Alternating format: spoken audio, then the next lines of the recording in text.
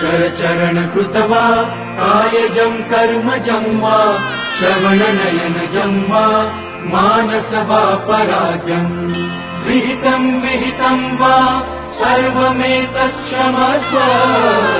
Jai Jai करुणाम्बे Shri Mahadev Shambho.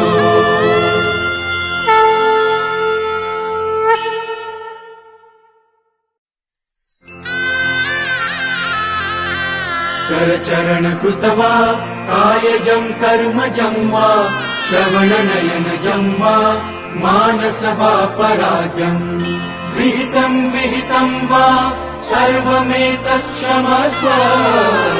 Jai Jai करुणाम्बे Shri Mahadev Shambho.